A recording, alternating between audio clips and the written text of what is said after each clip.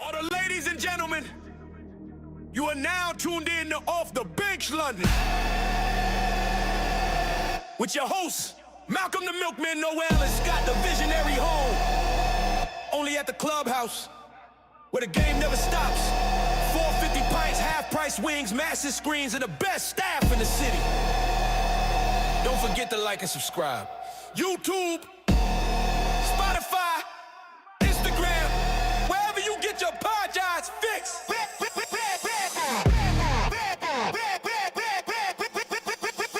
Yeah, look, we the boys that been running the town, don't debate that. Giving out jerseys like blessings, you can take that. Every Monday night, that ritual for sacred. Big screen dreams, we made it at the base. Off the bench, London, we up now. Pints in the air, feel the hometown sound. Talking life, hustling them game situations. Built from the grind, pure dedication. Ain't no gimmicks, it's love and foundation. The clubhouse vibe, that's a London celebration. We talk sports, life, motivation. Every drop of milk, that's innovation. You're rocking with Off the Bench London. Brought to you by 100 Kellogg Lane, the clubhouse, where London comes to watch the game. Now let's get into the show. Cue the whole vibe.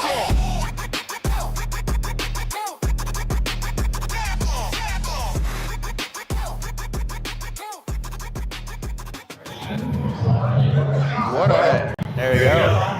Man, that intro gets me every time. It's always good. It's always good. All right, let's switch it up a little.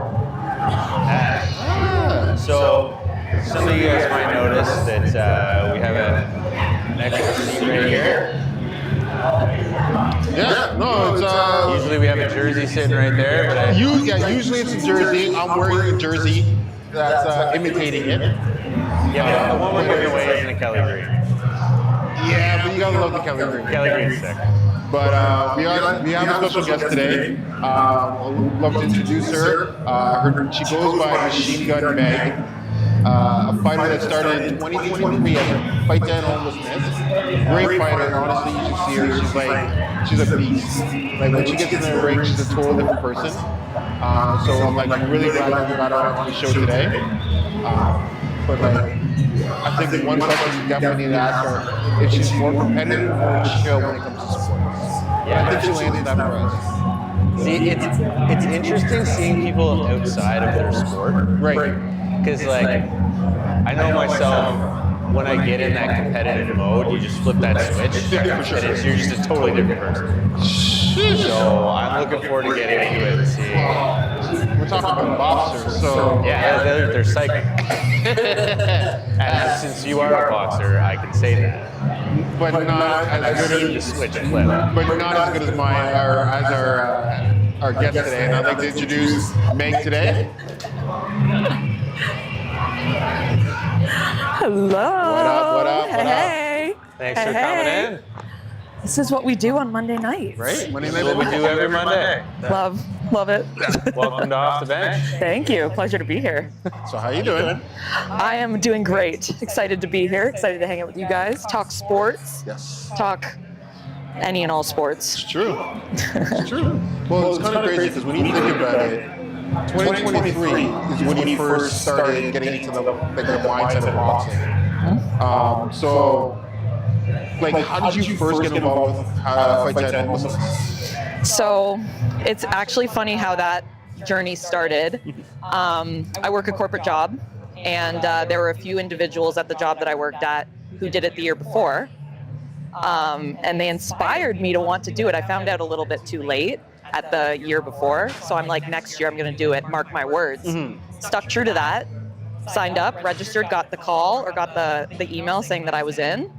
And I was like, it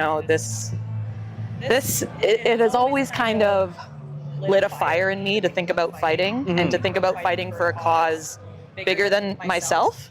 True. So that was really inspiring, and I got the call, and that's kind of how it started. The rest is history. There's a long story that happened once I got into it, but it was a small fuse in the beginning that was lit, and then Did you grow up wanting to get into fighting, or was this just a guys are talking about it in the office, and you're just like getting jacked up, and you want to do it? That's a good question. I didn't grow up fighting, but I grew up fiercely competitive. Oh, okay. And I played on a lot of sports teams. Basketball, soccer were my main sports. But it was mostly team sports. Yeah. And when I found out that boxing could be an opportunity for me, I learned that it ran in my family afterwards. Oh, that's through crazy. second cousins that I had never met. Oh. Yeah. So long line of boxers. Exactly, right? And I hadn't met that side of my family. So when I found out like they were fighters, I'm like, okay, this is a great chance for me to also connect with family that I haven't connected with. So it was amazing. It was very kindred. So yeah, So it's in my bones apparently. When you got into it, did you realize it's way more of a team sport than you thought it was? Yeah, in like such an interesting way, because when you're getting into the ring, it's you versus your opponent. Well, it's also you versus you, right? Yeah. You have to battle that mindset. But in order to get into a ring, you kind of have to have a tribe and a crew around you. 100%. Right? So not just your fellow athletes that you're working with, but also your coaches, your strength and conditioning coach, your boxing coach, your mindset coach. Like, it is a team sport, like, to say the least, for sure. I mean, it's kind of the same way of how, like, every other sport, like football and stuff, they have everyone, like, all the coaches, they have coaches for every single position. You have a coach for every single little thing you got to do. Yeah. They have their expertise. They have their specialties, for sure. Because I know, like, I did, like, wrestling and stuff growing up. Mm-hmm. So you think of that as more of an individual sport, but it's such a big team thing. For sure. You're only as good as the people you're training with. Yeah. Yep, that is a big thing that I'm learning. And also, if people are training really intense next to you, it brings you up to that level too. 100%. Energy's exchanged. Yeah. So, yeah, couldn't agree more. Damn. Okay. So when you were doing the charity boxing event, what was your motivation during that camp? Because I guess every boxing match you have to have a camp before you actually fight, right? So what was your motivation? Was it like I don't want to embarrass myself, or or is it I saw my opponent, I'm just going to destroy my opponent? I'd be lying if I said that I wasn't thinking about how I might embarrass myself. Okay. At least you're honest. But that's the thing with Fight to End, right? You start from zero boxing experience, and you're training for 18 weeks, twice a week. And during those 18 weeks, you're fundraising, and then you're stepping into the ring. So all of us were embarrassing ourselves at the same time. We're learning something new, right? Like, I remember throwing a punch for the first time, and I'm like, that doesn't feel right. Like, how do I look throwing this punch? Yeah. Hey, it's a really good skill to have now, though. For real. Yeah. Like, it's a skill that shockingly not a lot of people have. It unlocks a level of confidence, for 100%. sure. When you know how to fight, it just... You walk into a room and you're like, nah, I can take that person. Yeah. Any conflict you're in, you're like, I'm not too worried. Yeah, it's like, those are some fierce words you got there, but can you fight? Exactly. But my mindset going into this was a cause bigger than myself. We had an external goal. All of us had the same goal that we were fighting for. So that sense of camaraderie was amazing in that. And that's what kind of kept me in it at first. And the longer that I was training, the more I had to learn, okay, I have to also believe in myself. Yes. Like that's a major factor. You can believe in the people that you're training with and the people that are also fighting, but if you don't have that belief in yourself, then you're going to see that when you step into the ring. There's, you can't hide anything in the ring. You learn a lot about yourself under stress. You can be that half second behind if you're worried. Yeah, for real. Like if you even stop and hesitate to think, that moment where you're hesitating, you're getting punched in the face. Yeah. Like You're not wrong. It's like that saying, everybody has a plan until they get punched in the face. Yep, that is the truest words ever spoken. And for when real. you see that, it happens to people, and they either get turned on or turned off. Yeah, it's like, oh, I don't want to get punched again. Or people get hyped up. They're like, oh, okay, hit me again. we're throwing hands. Yeah. We're opening a can of whoop ass. Well, it's like, it sounds like that's what you do, so.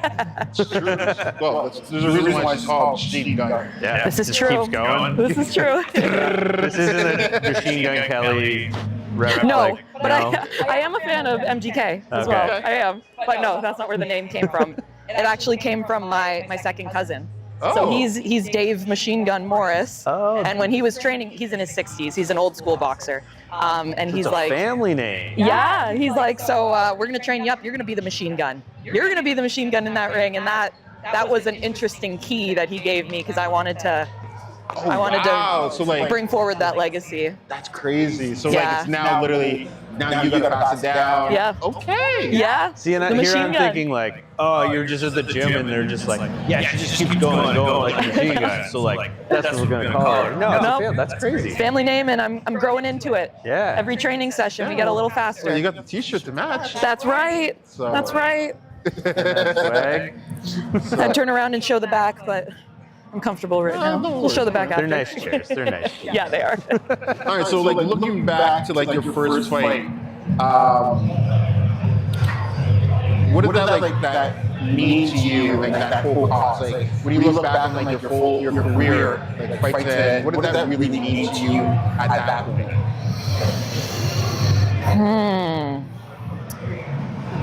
It meant to show up and do the hard thing.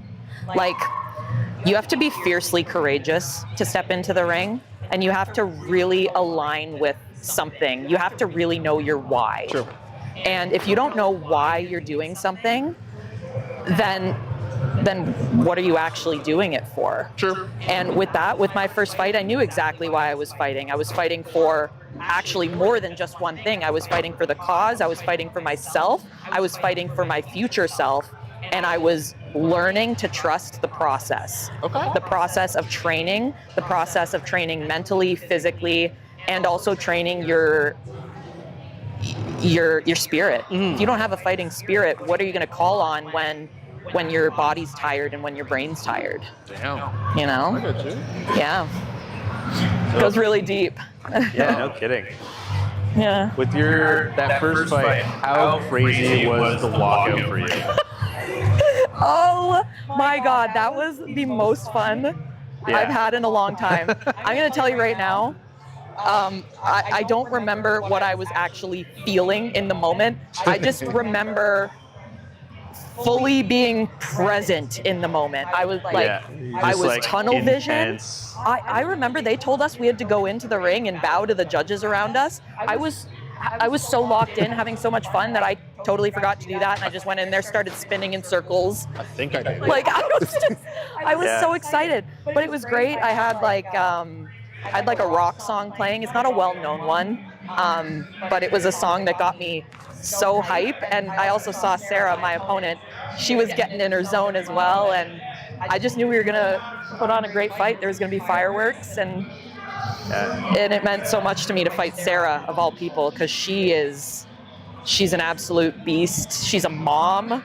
She's a professor. She inspired me every day. Like, it was incredible. So I can't say enough. 10 out of 10 for that walkout. It was so fun.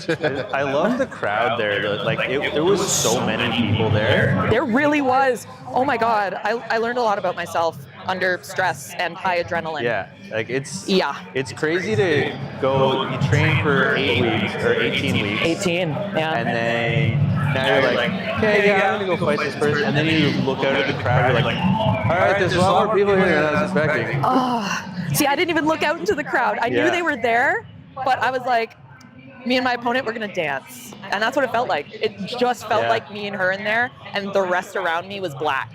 Like, that you means could your hear training the was roar. effective and you're like in the right mindset. Yeah, it was tunnel vision, total lock-in. Like, it was That's good, because the one, best. you lose that for a second. Yeah, if you pay attention too much to the crowd, then and if you're somebody that cares a lot what people think, the crowd can get into your head. Yeah. It really can. It's true. So I was in front of all my like a bunch of coworkers as well, family, friends. Like, And did they all look at you differently after the fight? I get a few jokes at the office, but they're good ones. Oh. Like, yeah. Okay. Usually people are like, so you got any more fights lined up? And usually I do. So I'll be like, yeah, I have a fight in 2 weeks, like, or something like that. And Wow. it's a fun thing to talk about, other than, office banter, Yeah. Yeah. Well, you gotta have that, like, it's always good to have things you can talk about other than work stuff. Yeah. Like, that's why a lot of people follow sports, because like that's something everybody has in common. Totally. Like, Totally. typically guys can sit anywhere and talk for hours and hours and hours about sports, and you're like, you go, his team's doing good, Yeah. But his team's doing good. Oh, that's great. Yeah. It kind of gets like tunnel vision, I guess. Like you get so invested. It's like other people when they watch soap operas or trash TV, they get so invested into the program that you forget about anything else. That you're just like, yo, did you see what happened last week? Like, yo, well, it's the same with sports. It's just ours is just live and it's not scripted. That's right. Yeah. We think. We go. No sports are ever scripted. Except for wrestling. Except for wrestling. And I mean, I'm a sucker for a good wrestling show. Right? I really am. You need Wait. some athleticism. Are you WWE or AEW? WWE. Yeah. See, Wrestling is less about who wins and more about the storyline. the insane athleticism. Yes, It's, and the lore, for sure. Yeah. it's an athletic soap opera. Yeah. Like, some of these people are doing crazy calisthenics. It's literally insane. live action Dungeons and Dragons just for wrestling. Yeah, I can appreciate it for sure. Okay. So fast forward a little bit. So like you were saying in the office, you're talking about, my next fight is in 2 weeks. The transition from charity boxing to now, like you're an actual amateur boxer. Like how many fights away until you're open? So I'm 8-2 right now. Shit. So Oh, you're open. 6-2. 6-2. Oh, okay. 7-8. So I have 3 more fights. I think you have to be 11 plus to be open. Okay. 10 or 11. But I'm very, very close. I'm on the cusp. I could probably fight open now if I wanted to. Okay. Yeah. You have to have over a certain amount of wins if you're under the 10 fight threshold. And I do. So we're good. Now, is that threshold based on like the time allotted in the ring? I don't think so. I think they just strictly look at stats, not timeline. He's only saying this because he won his 2 fights and has not I finished see. the first round yet. Yeah, he did win his 2 fights. Or did you finish He the did. first round? I finished the first fight was we finished the first round and then we finished the second round and that was it. So you haven't had a full fight Exactly. yet. Yeah. Like when the coaches keep saying, make sure you get your runs in, I never did. And I still don't because it's like, And I'm it's waiting for so the terrible. Oh my gosh. Yeah, I mean, you're a machine though. Both fights that I've watched, you're a machine. Appreciate that. You are. You got a gas tank. Holy. Oh, And you're fast. But You'll I never really know because he's got to get it out. I'm a dragster. Dragster, yeah.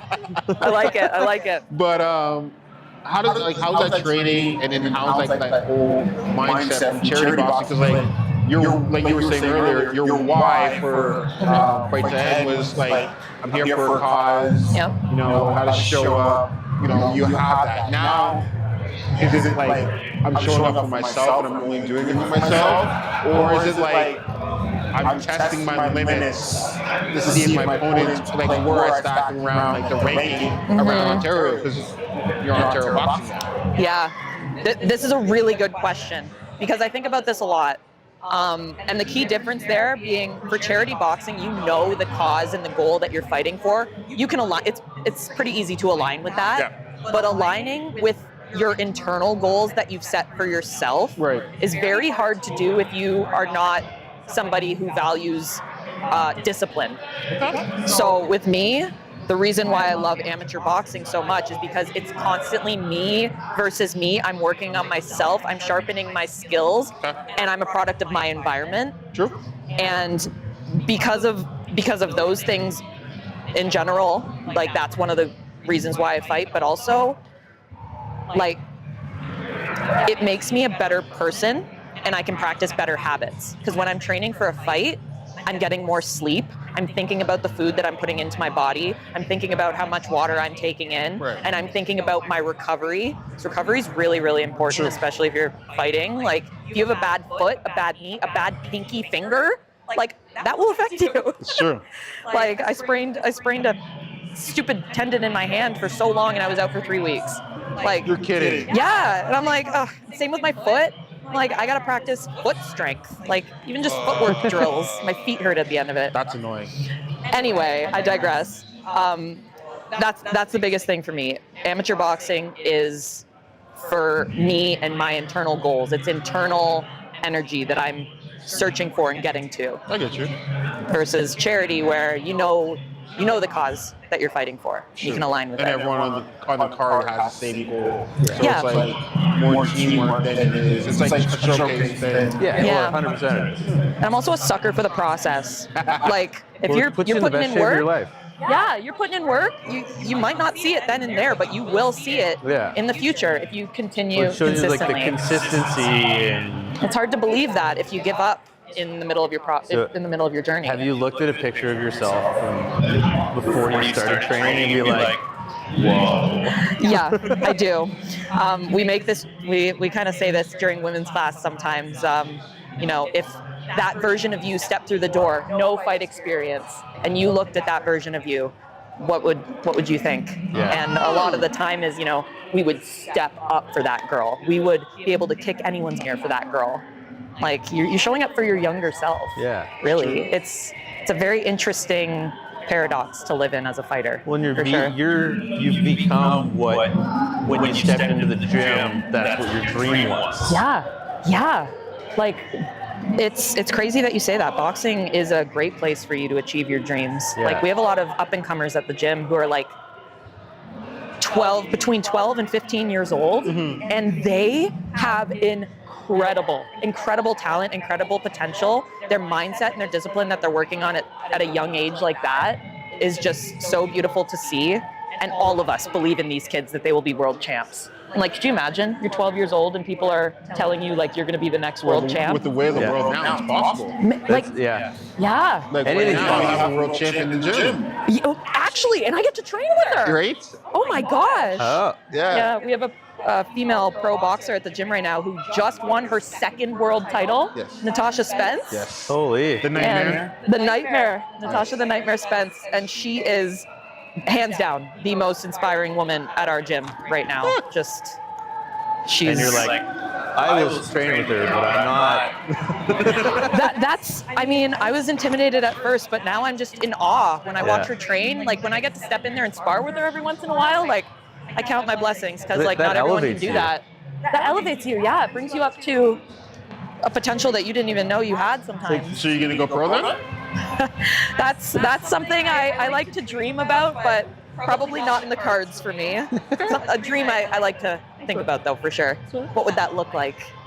Well, like for your fights right now, like physically, mentally, and emotionally, how do you prepare for your fights? So like, how do you prepare to go to the gym to like work out for your fights?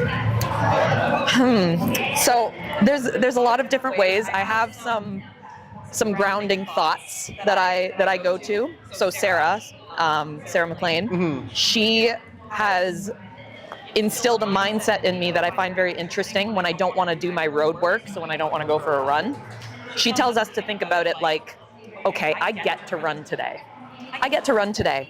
I get to value my body, my legs can work, I get to run. I like that. Versus if you're somebody that maybe you don't have, That's maybe such your a legs good, don't good work. mindset. Like what all they would want to do is run. Yeah. You know, it's kind of reframing what you're grateful for and how you care for your body, key. how your body's going to move for you. Yeah. Or like on those days where I don't want to go into the gym, even if I just put on my workout clothes and I look at myself in the mirror, like, well, I made it this far.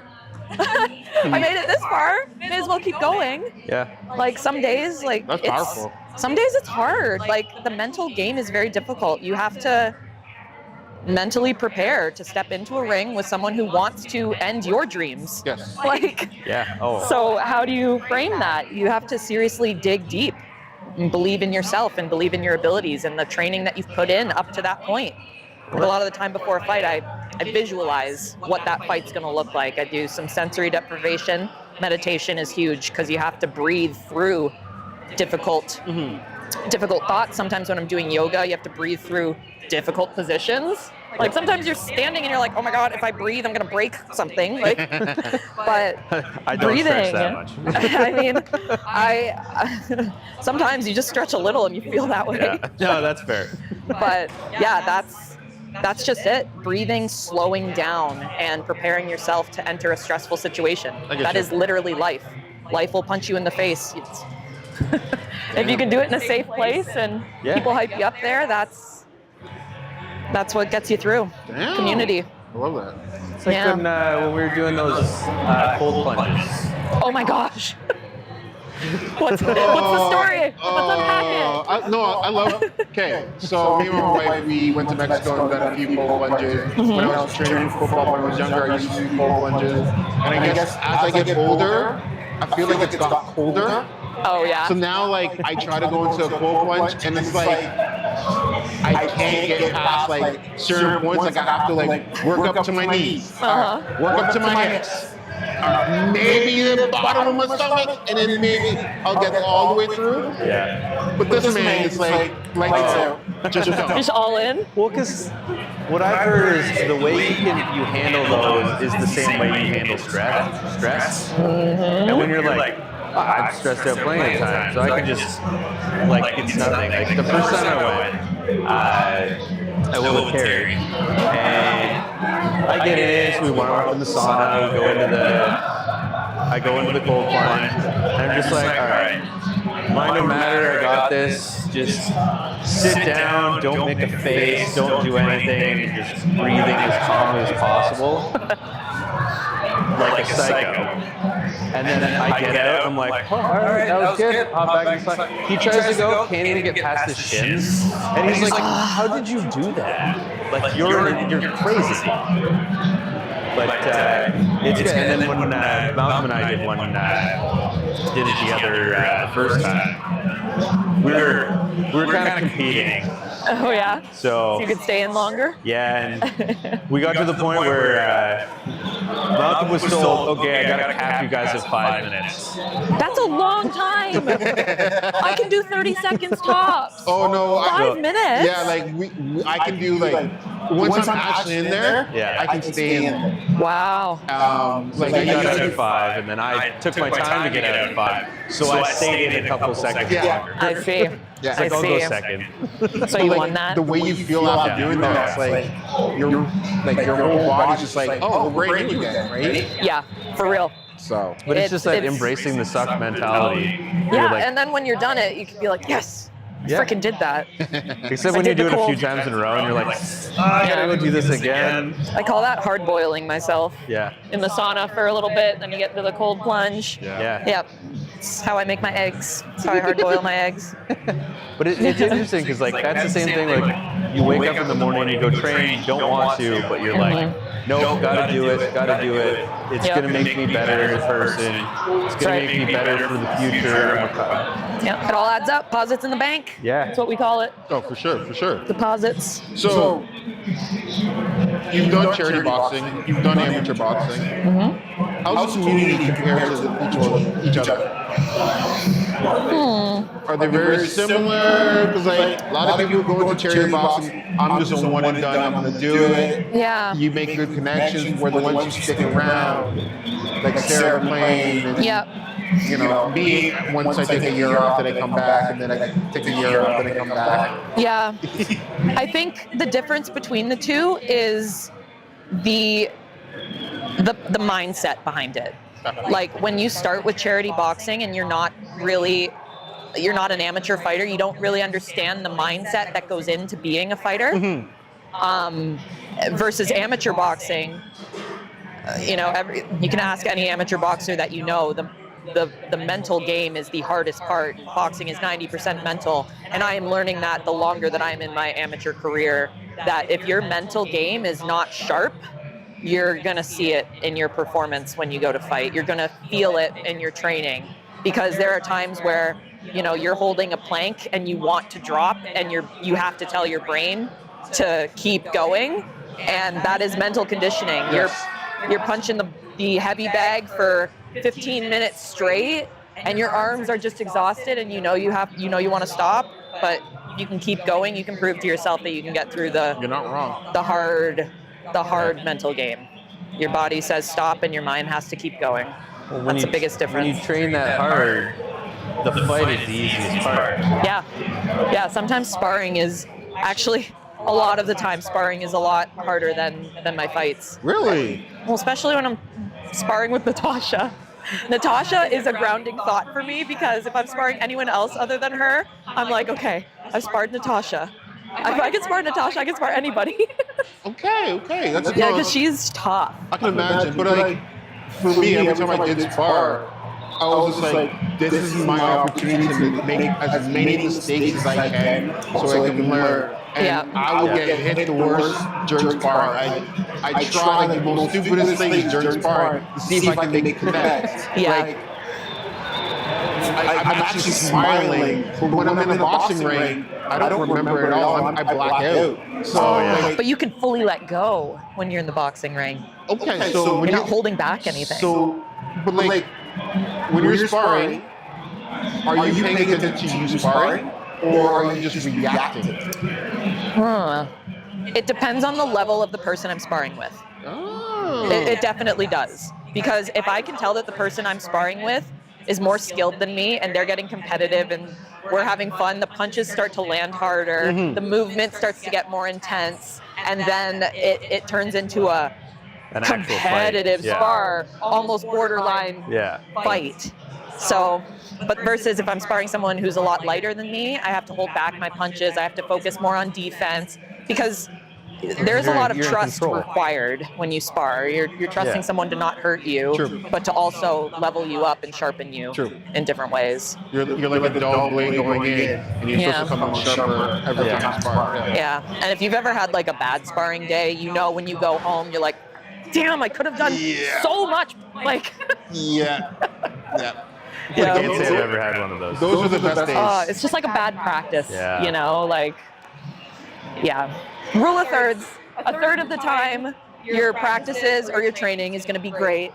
A third of the time, it's going to be okay. And a third of the time, it's going to be absolute garbage. And if you fall within that percentage, you're on the right track. Do you have the same mindset I do with this? When you try to do something and it doesn't go the way you want it to, and someone looks at you and says, "Good job." You tried really hard, and you're just like, "It was not a good job. I didn't do what I wanted to do." Yeah, The if only micro you knew. wins. Yeah. Yeah, that's where the mental training comes in Yeah. for sure. Micro wins. 'Cause I know it drives me nuts. So like I'll be playing soccer, like I'll take a shot, and I'm like, I know that was a bad shot. Did not go where I wanted to, and they're like, nice shot, and like it wasn't. Yeah, how do you usually respond when like you know maybe it wasn't your best, but somebody is complimenting you? Like It's hard because you're just like, I just want to say nothing because I'm already frustrated. yeah, But I feel like because like I played soccer my whole life, and like I mostly playing striker, so you have to have a very short memory. Yes. Because you mess things up all the time. yeah, And like, I see. because like you get it in your head that if the ball isn't in the net, I didn't do that right. I could have done it better. Interesting. Have you watched Ted Lasso? I have. It's fantastic. That sounds like a Ted Lasso. We have to be goldfish. Yeah, no, 100%. Yeah. I love that. It's yeah. the same thing with boxing. You're like, well, I mean, none of the boxing, you boxers- mess up, you get punched in the head. Yeah, unfortunately, we can't be goldfishes in the boxing ring because I have to remember how you threw that jab. So when you try to twitch your elbow so you can throw that jab, I can see it, and then I can dodge it so I can counter it. It's a lot of paying attention. And the reaction. For sure. Yeah. Yeah. No, I just mean like forgetting like the things that you messed up, forgetting that. Yeah, because then those might start to get to you. If true. you, Yeah. you remember them for too long. Yeah, oh, exactly. It's only one day. Like, at least you showed up. You're like, you had a bad remember session. the good things. I think Yeah. the benefit, though, to what you were saying, though, is in the boxing ring, we can't hear our coaches and we hear like people saying, "Oh, you'll get him next time when you get hit in the head." It's you in your own butt, and you're not saying that to yourself. It's like, shoot, I got hit in the head. It was a jab, but I saw something coming and I didn't react. I can move forward. But Yeah. in team sports, you kind of have to like tune them out. So do you find yourself talking to yourself in your head during your fight a lot? Or just going into like an autopilot kind of thing? This has been something that's developed over time. Actually, my last fight was last month, and I actually heard myself, like I heard my own thoughts while I was fighting my opponent. That's crazy. It was crazy because the thoughts that I heard was just keep going. It's a very simple thought, but I audibly heard it in my head because I had my opponent in a good spot for me to just unload. And I knew I wouldn't get that opportunity again because it was like it was near the end of the third round. Right. Yeah. And because I had enough awareness of where I was in the ring, which comes over time, you need experience to kind of have that awareness, I was able to actually hear my thoughts. Beforehand, I do kind of tune out everyone and can hear my coach very, very faintly, but it was only my last fight where I was actually able to hear my thoughts. So you're not like walking yourself through the fight in your head. You're not like, okay, I need to do this. If I move here, they're going to move here. You're kind of talking yourself through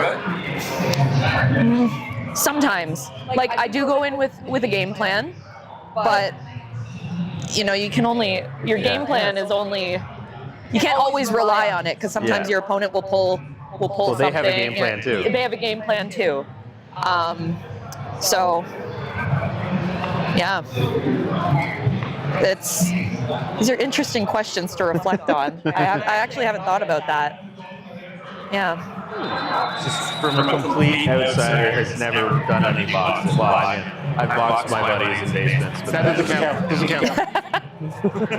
Yeah, it doesn't count, but that's okay. I have a losing record in real life. In the ring, I'm undefeated. There you go. Trust me, those We ones love don't count. sanctioned chaos. Right? Yeah. So, It's a lot easier when there's someone that will stop it that needs to be stopped. Yeah, I agree.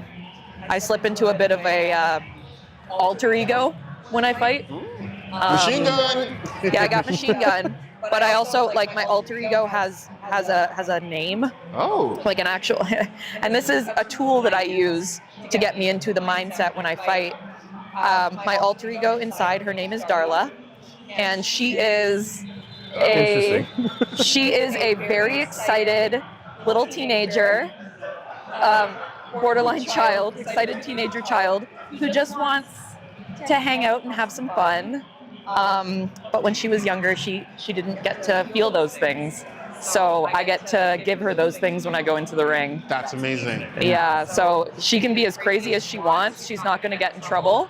Her goal is to unleash that crazy energy that I can't release all the time in my everyday world. Because of responsibilities and everyday life. And, Yeah, and people can get hurt. Yeah. So at least if there's a safe place for Darla to hurt other people, then okay. we're good. Like, I remember when we were training, the one thing that you kept saying, like, and the reason why you're continuing boxing was, this is your therapy. Like, Big time. training, going into the ring, and then you can answer if you want. If you've done therapy before, did it help, or has boxing been more therapeutic for you than even going to therapy? That is such a good question. Okay. Yes, boxing has been. So I have done. I've done therapy before boxing.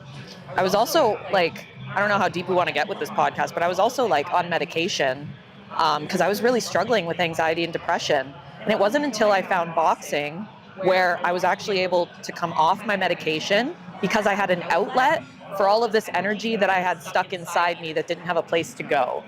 So with boxing, because I was also practicing good habits and a healthy mindset, it had me reframe the way that I think about confidence, fear, courage, and guilt, and shame. And those are all very difficult emotions to navigate. And with boxing, because I have to think about those things to clear my head before a fight, it puts me in a different mindset where if I were to approach therapy after boxing, I would approach it very differently than I did before I discovered boxing. Okay.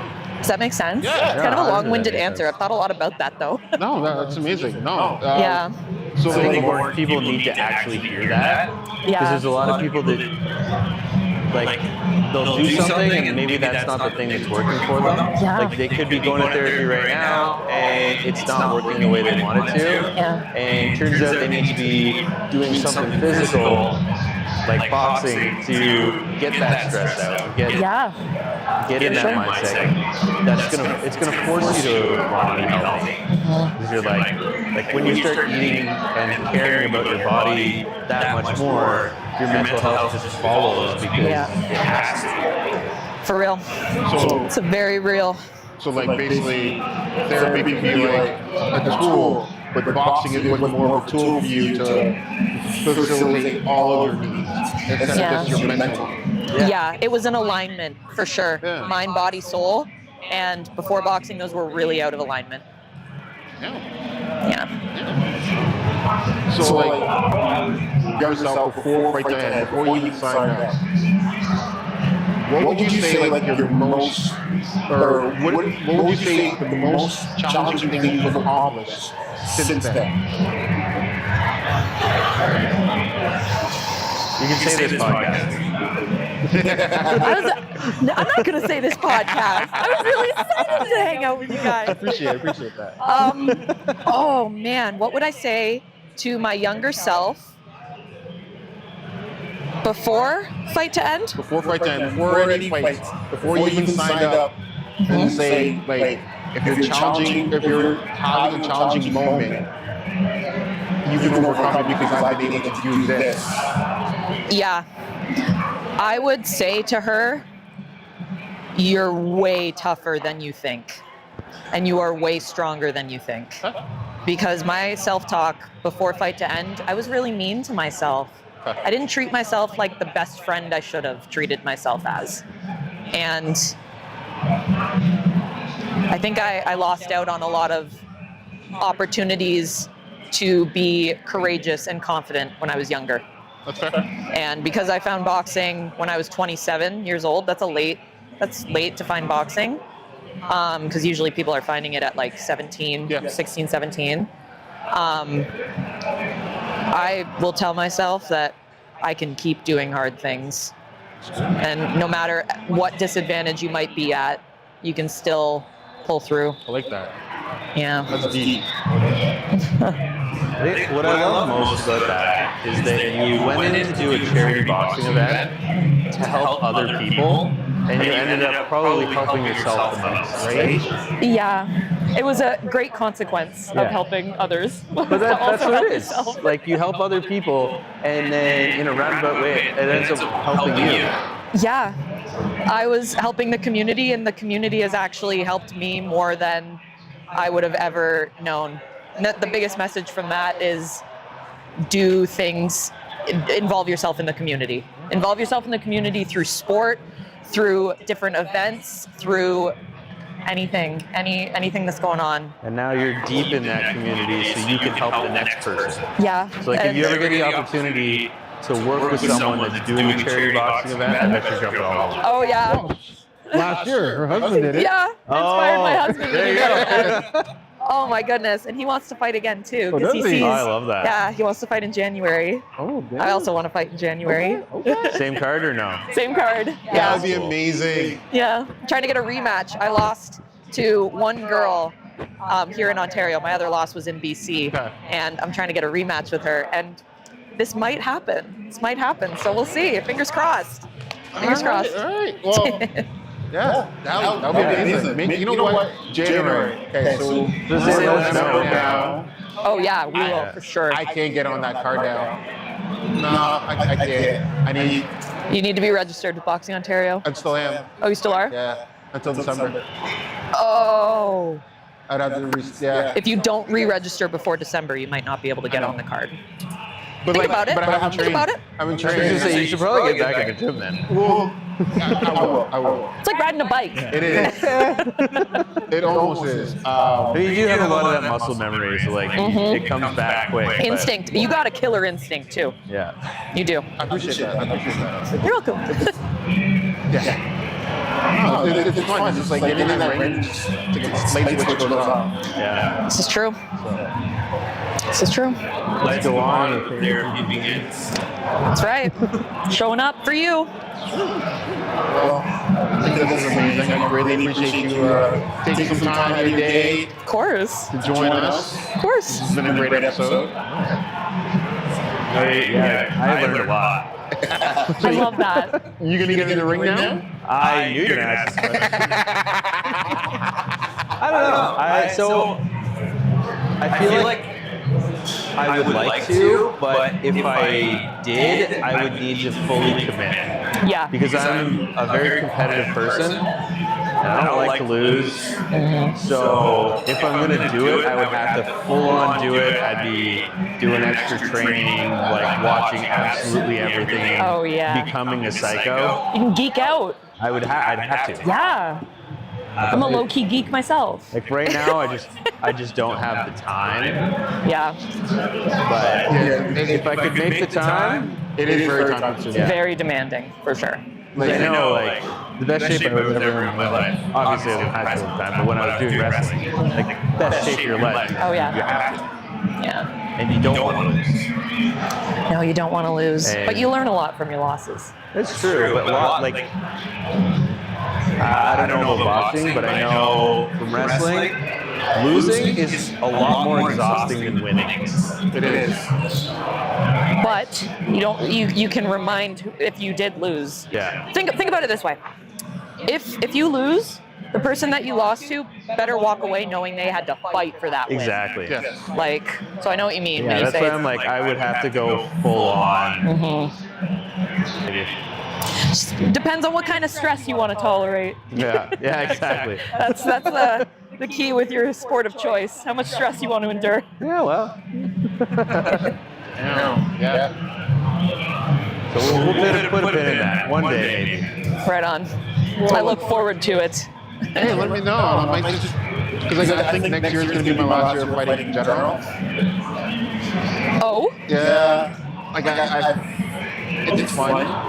It's great. It's time-consuming nature, and like the months that you're trading, I'm a different person. Yeah. Like I'm training mentally from the start that I sign up Yeah. to the date that I'm done, and then I feel relieved after. Then I'll go to the gym after, and I'm there. It's like I'm not here because I'm fighting someone. I'm here for myself. And it's like You need a purpose. I can find other avenues to work on my physical other than the ring or in a gym like that, because like that is a full body workout. There is no better workout than boxing. I can definitely say that. But then to get hit in the head in sparring and not having a date of when you're going to find someone that you're going to knock out, it's tough. Yeah. Yeah, for sure. I Feel like you're understand getting that. punched in the head for no reason. Unless it's on a soccer field and someone wants to yell at me, then I'm waiting for you to take 3 swings, because these are registered. These are registered. Lethal Amazing. weapons. Well, we look forward to one more year of boxing. Well, with you. yeah, one more year. Hopefully I get on the same card as you. Yeah. Be awesome. No, honestly, it would be great. Yeah, sweet. So you're going to keep fighting though for a long time now? Yeah.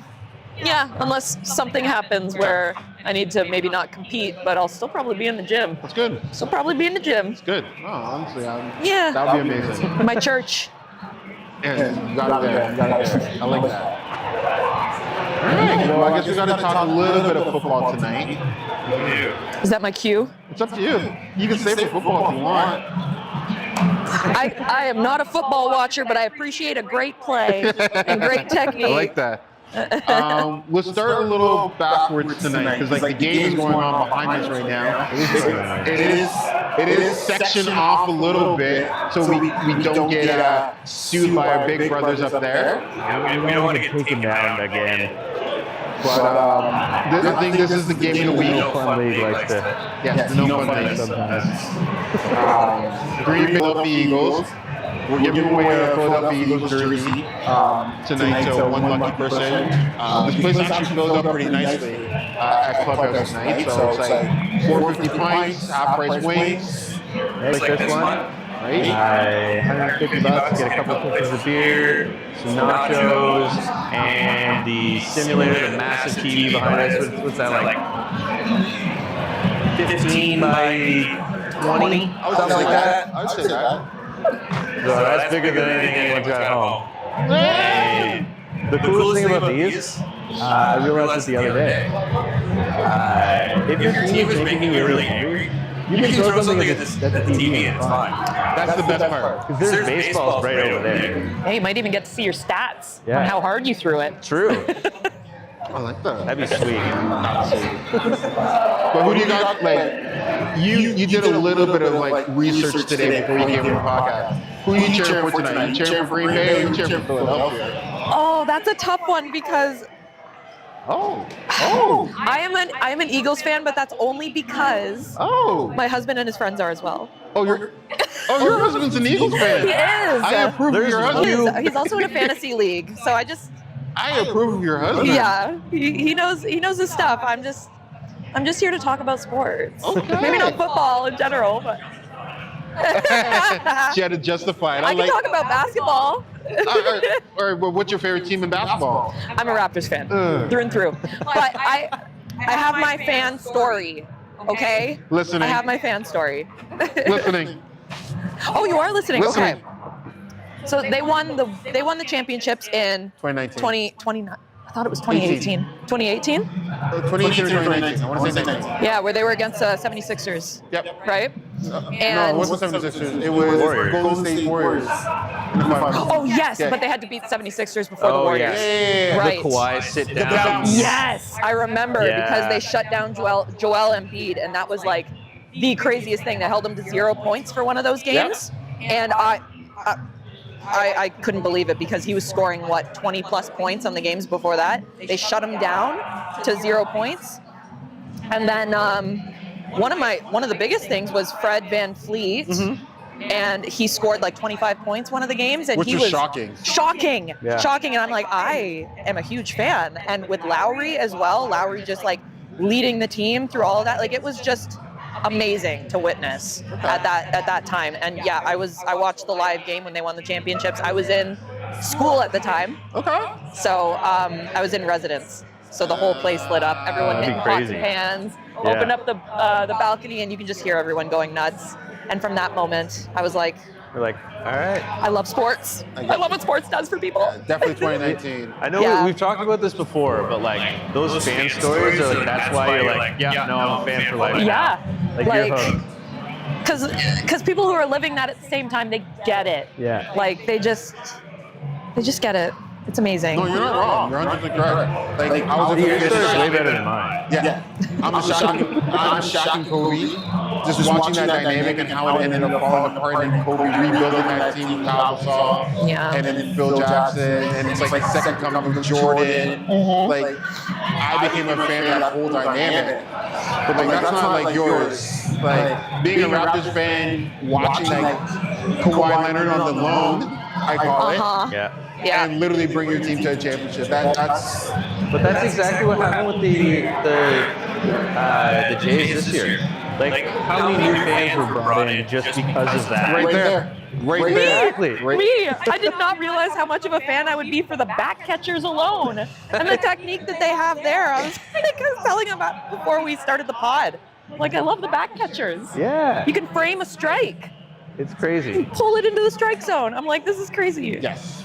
That technique. It's it's actually kind of crazy when you overall look at it. Like, baseball is everyone sees it on TV as pitcher throws ball, batter hits it, hopes for a home run. So much There's more. so much more technique in the game. I think every sport is like that if you look at it close enough.